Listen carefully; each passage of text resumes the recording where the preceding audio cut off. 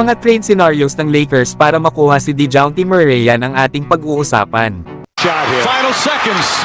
Bryant for the win. Bang! Meron namang tatlong scenarios para makuha ng Lakers itong si DeJounte Murray. Ang una na nga dyan ay maaari daw ibigay ng Lakers itong sila Austin Reeves, Max Christie at ang 2029 first round pick. At ang magiging kapalit nga ay si DeJounte Murray. Ang maganda daw sa trade idea na ito para sa Atlanta Hawks ay magkakaroon sila ng maaasahang offensive option sa kanilang kupunan dito kay Austin Reeves. Lalo at nag-average daw ito ng 15 points, 4 rebounds at 4 assists per game. Isa nga daw itong guard na kayang magbigay ng impact both ends para sa Atlanta Hawks.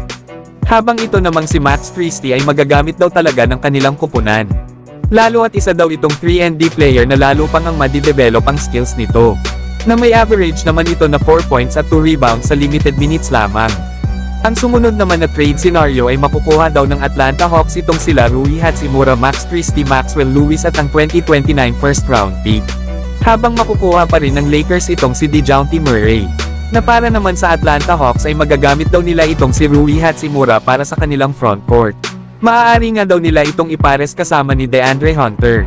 Lalo at isa nga din daw two-way player itong si Hachimura, na may average naman na 11 points at 3 rebounds. Habang makukuha din daw ng Atlanta Hawks itong rookie na si Maxwell Lewis na malaki nga daw ang potential ng player na ito.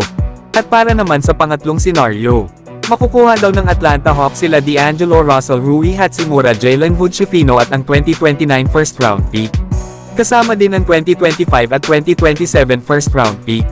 Samantalang makukuha naman ng Lakers itong sila DeJounte Murray at Saddiq Bey. Na para nga sa Atlanta Hawks ay maaari nilang ipare si D'Angelo Russell kay Trae Young para sa kanilang backcourt. Ang tanong na nga lang daw dito ay ang magiging kahinaan nila sa depensa.